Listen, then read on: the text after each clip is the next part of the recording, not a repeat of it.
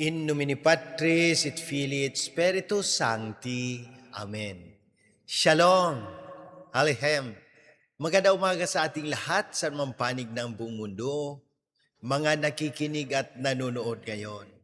Atin naman pakinggan ang mabuting balita ng Panginoon ayon kay San Mateo. Glory to you, Lord Jesus Christ. Noong panahong iyon, sinabi ni Jesus sa kanyang mga apostol, "Huwag kayong matakot sa mga tao. Walang natatago na di malalantad o nalilihim na di mabubunyag. Ang sinasabi ko sa inyo sa dilim, ulitin ninyo sa liwanag, at ang ibinulong sa inyo ay iyong ipagsigawan. Huwag ninyong katakutan ang pumapatay ng katawan, ngunit hindi nakapapatay ng kaluluwa. Sa halip, ang katakutan ninyo'y ang nakapapatay ng kaluluwa at katawan sa impyerno. Hindi ba ipinagbibili ang maya ng 2 pera? Gayon man, kahit isa sa kanila'y hindi nahuhulog sa lupa kung hindi kalooban ng iyong Ama. Maging ang buhok ninyo'y bilang na lahat. Kaya huwag kayong matakot. Higit kayong mahalaga kaysa libu-libong maya. Ang sinumang kumilala sa akin sa harapan ng mga tao, ay kikilalanin ko rin naman sa harapan ng aking Amang nasa langit. Ngunit ang nagtatwa sa akin sa harapan ng mga tao, ay itatwa ko rin naman sa harapan ng aking Amang nasa langit." Ang mabuting balita ng Panginoon. Praise to you, Lord Jesus Christ. Pagnilaya natin bilang mga Romano Katoliko, ngayong 12 linggo sa karaniwang panahon,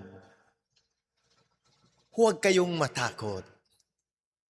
Sa mabuting balita ngayon, paulit-ulit tayong pinaalalahanan ng Jesus.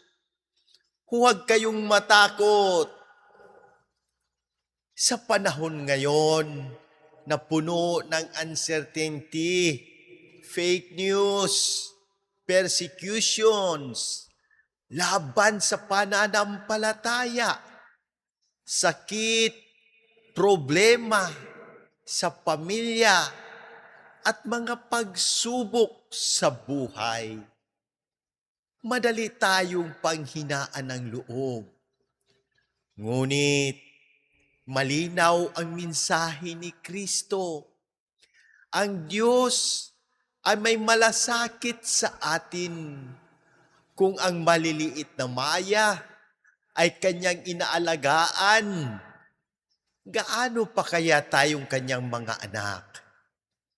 Sa unang pagbasa, si Propeta Jeremias ay nakaranas ng paninirang puri, pagtaksil at pag-uusig. Ngunit hindi siya sumuko dahil nagtitiwala siya sa Panginoon. Sa ikalawang pagbasa naman, ipinaalala ni San Pablo na bagamat pumasok ang kasalanan sa mundo sa pamamagitan ni Adan, mas higit ang biyaya at kaligtasang dulot ni Kristo.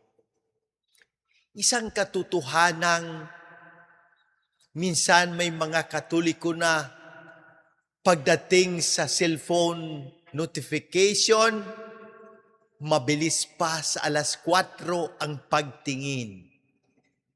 Pero kapag tumunog ang kampana para sa misa, parang naka-silent mode ang espiritu. Kapag may sale sa mall, handang pumila ng 2 oras. Pero kapag kumpisalan, sasabihin, next month na lang siguro, busy pa. Kapag may chismes, na ipapasa agad sa 10 tao sa loob ng 5 minuto. Pero kapag salita ng Diyos, minsan nahihiyang mag-share. Kahit isang verse lamang, nakakatawa man, pero may katotohanan. Kaya hinikayat tayo ni Jesus na huwag mahiyang ipahayag ang ating pananampalataya. Ang naririnig natin sa dilim ay ipahayag natin sa liwanag. Ano ang tamang gawin bilang mga Romano Katoliko? Manatiling tapat sa pagsisimba tuwing linggo at mga banal na araw. Magdasal araw-araw, lalo na ang Santo Rosario. Madalas tumanggap ng sakramento ng kumpisal at banal na komunyon. Ipahayag ang mabuting balita sa salita at gawa. Huwag matakot na ipagtanggol ang katotohanan at aral ng simbahan. Magtiwala sa Diyos sa gitna ng karamdaman, problema at pagsubok. Maging ilaw at asin ng mundo sa pamamagitan ng pagmamahal, pagpapatawad at paglilingkod. Kapag si Kristo ang sentro ng ating buhay, hindi mawawala ang mga problema. Ngunit magkakaroon tayo ng lakas upang harapin ang mga ito ng may pananampalataya.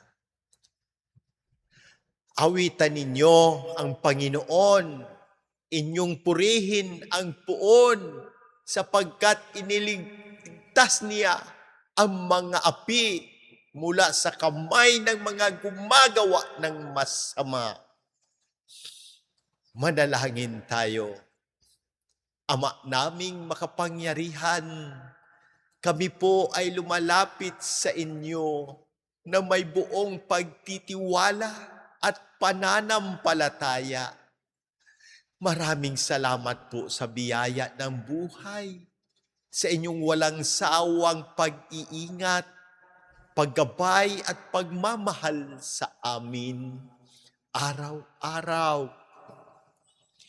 Tulungan ninyo kaming huwag matakot sa mga pagsubok ng buhay, bagkus ay manatiling matatag sa pag-ibig at pagsunod kay Kristo. Aming idinadalangin ang lahat ng may karamdaman, pisikal, emosyonal, mental at espiritual. Hipuin ninyo sila ng iyong mapagpagaling na kamay at pagkalooban ng kagalingan ayon sa iyong banal na kalooban.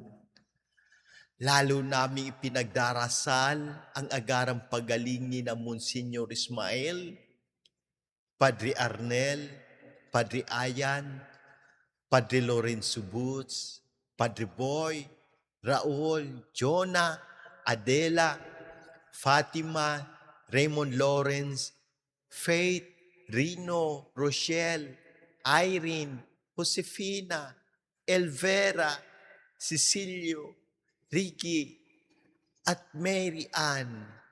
Gayon din ang aking buong pamilya. Lahat ng nakabasa, nakikinig at nanonood nito, at ang lahat ng may karamdaman. Basbasan ninyo ang lahat ng pari, relihiyoso at relihiyosa. Patuloy ninyong gabayan ang aming mahal na Santo Papa Pope Leo XIV, ang lahat ng obispo, mga pari, ang aming kura paroko dayosisan administrador, Monsignor Claro Caluya, Sister Sara, Jerry, Elinda, at lahat ng naglilingkod sa simbahan. Pagpalain ninyo ang pamahalaan ng Pilipinas, ang aming Presidente Ferdinand Marcos Jr., ang Senado, Kongreso, upang mamuno ng may katapatan, katarungan, at malasakit sa bayan.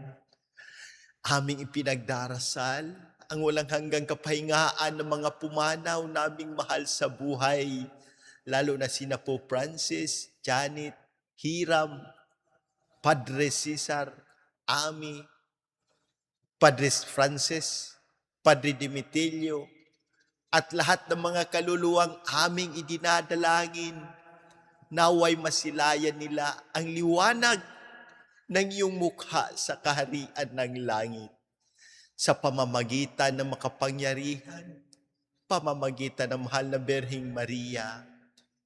Iligtas niyo kami sa lahat ng unos, kalamidad, sakuna, digmaan, aksidente, sakit, tukso, at lahat ng uri ng kasamaan. Patatagin ninyo ang aming pananampalataya hanggang sa wakas. Ito ang aming dalangin sa pamamagitan ni Kristong aming Panginoon. Amen. Happy Father's Day sa inyong lahat. In nomine Patris et Filii Spiritus Sancti. Amen. God bless.